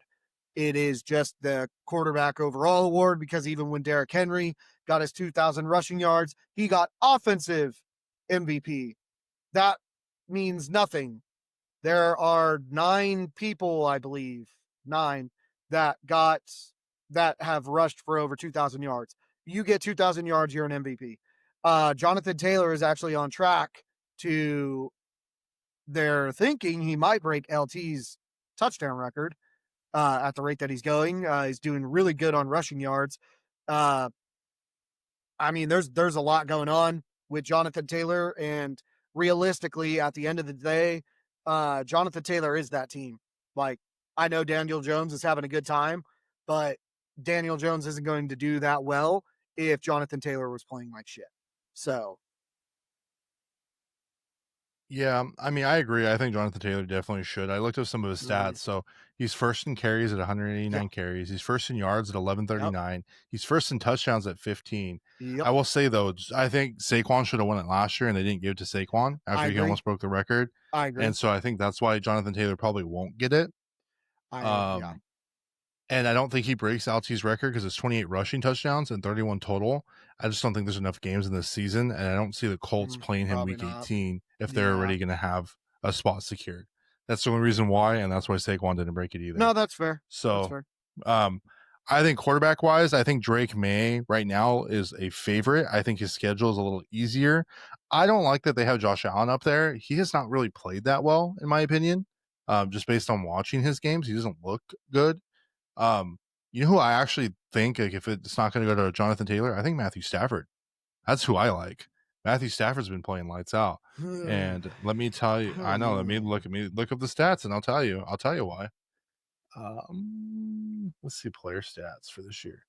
So he's 4th with yards thrown at 2,427. He's first in touchdowns thrown at 25.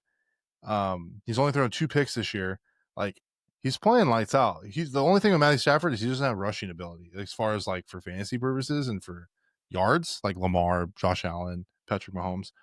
But dude, he's definitely on track. And I think if New England loses a couple games, I think that's the guy that they're probably going to insert because I think the Rams can make a deep run. And if they can get past the strong NFC, they probably, in my opinion, have the best shot at beating. It's probably going to be the Chiefs in the Super Bowl.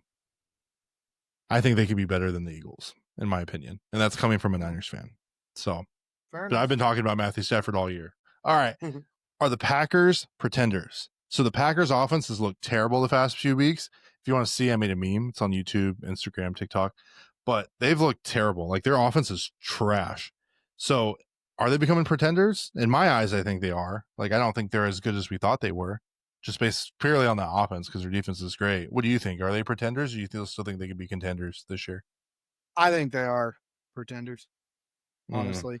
And it sucks to say because they I feel like they have all the reason to be very good.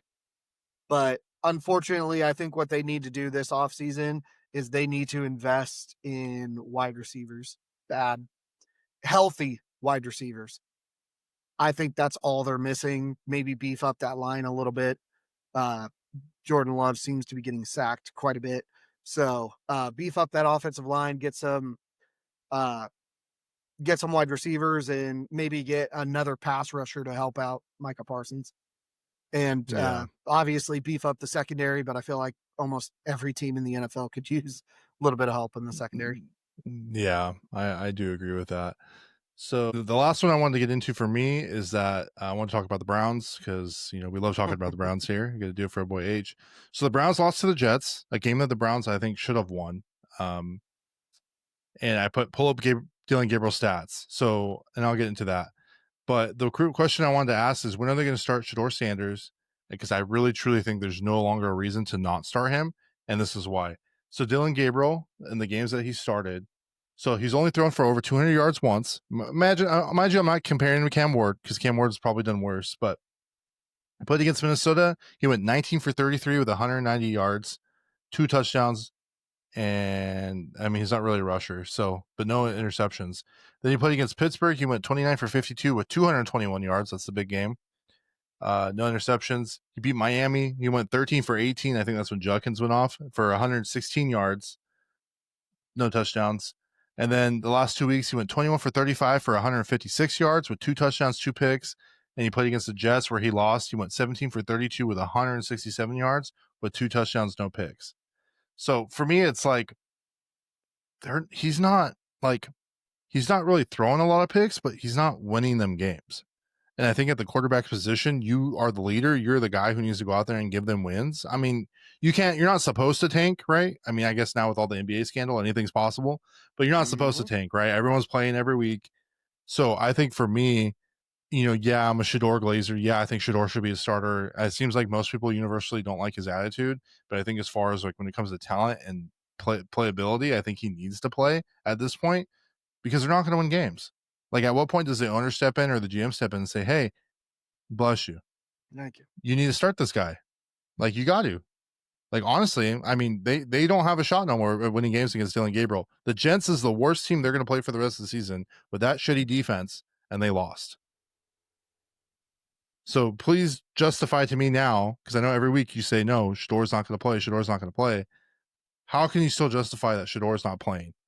And mind you, I'm not the only person saying this. You can go across all the NFL outlets, and everyone is asking you, why is Shador not playing? It's the same reason I stated it last time. So that's enough to justify him not playing? Yep. Yep. So it's purely Yes, it attitude. 100%. Hmm. Because at the end of the day, dude, like it is purely off of personality because that guy is supposed to be the face of your franchise. And why do you want some guy that's so egotistically into himself? Like Aaron Rodgers is like that, but you see how he doesn't like put it out on camera.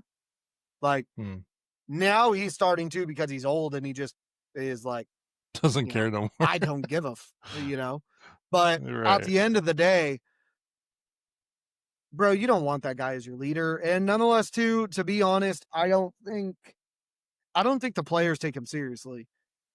I think that's also a portion of it because realistically, could he be better? Yeah. Realistically, should you start him right now because you're playing for nothing? Yes. But at the end of the day, like I stated before, if the locker room's not behind you, especially at the quarterback position, bro, like you shouldn't be doing it because Shador obviously doesn't take his job very seriously if he's still making rap music and doing whatever. You're not taking your job seriously, bro. And every single person there is going to take note, and they're not going to rally behind you. There's something more to it that we, as the outside, is not seeing. At the end of the day, that's just all it comes down to. There's something on the inside that we don't know. Some of the players, and we talked about last week, where they're mad. They don't want Dylan Gabriel starting. I don't think Dylan Gabriel gives them the best chance to win. The fans are saying it. The media outlets are saying it. I think Kevin Stefanski's going to have to get fired before he plays, in my opinion, because I don't think he'll play him. But I think it's like, as a pure competitive standpoint. I mean, you had Johnny Manziel as your starting quarterback. He's way more controversial than Shedeur Sanders ever was. Deshaun Watson, you went and traded for that guy. Way more controversial than Shedeur Sanders is. The thing is that I think if you're truly trying to win football games, right? Like if you're just if that's what they say, teams that have no wins are still saying we're going to be competitive every week and we're trying to win games, right? If tanking's not a real thing, right? Because that's what they say. I'm doing this because we don't know. Tanking's not a thing. So if tanking's not a thing, then why are you not putting your team in the best position to win? And Shedeur, hands down, is more talented. He has a better arm. He's more accurate. It just doesn't make sense. If he goes out there and absolutely shits the bed, then you can justify it and be like, we put him in, he didn't do good, we're throwing back in Dylan Gabriel, and that would be the end of it. No one would talk about it. No, that would be it. It'd be done. But instead, you're going to put a short quarterback who's 5'11". For the quarterback position, is pretty small. There's very few guys who have been done good. I know Drew Brees and whatever, but he's a small guy. He looks very small compared to these other guys, and he's not that accurate. His QBR is like 31, 24, 15, 51, 29. Right. Cam Ward numbers when it comes to QBR, okay? No offense to the boy. But it's not looking good. So I don't know. To me, it's like, I think at some point the rubber's got to meet the road, and you just got to play this guy. And it's like, if you're not going to trade him, go take him to the Raiders. The Raiders can use a quarterback. There's all kinds of teams that can use a quarterback, and he'd be better suited in another team anyways. But why hold back this kid's career if you're not going to do anything for him? Cut him. Even better, cut him. See what I'm saying? Cut him and let him go sign somewhere. Nah, can't do that. Why waste his time? I don't know, dude. Honestly, all I could say, I mean, you already know my take about it, and at the end of the day, there's something that we don't know on the inside. That's all it comes down to. There's something in there that we don't know. All right, everyone. Thanks for sticking around. If you haven't already, please like and subscribe. You can check us out on TikTok, Instagram, YouTube, Apple, Spotify. We're on a little bit of everything. You can go ahead and join our Discord. The membership's 99 cents for the first 100 people. You can ask about fantasy football advice. You can get early access to our episodes or shorts and everything all in between. We still got Fantasy Royale. There's still a $1,000 bounty. So if you want to do that, I mean, you get all the teams right, you get them $1,000. I mean, it's not that hard. It's free to play. You ain't spending no money. So check that out. And we are looking for sponsorships. So if you have a product that maybe we'd be interested in, send it to me, let us know. And if it aligns with our values and what we're going with, maybe it'll be something we promote. We've done stuff locally. We've done stuff nationally. So let us know. With that being said, thanks for sticking around. And until next time, everybody, peace. Later.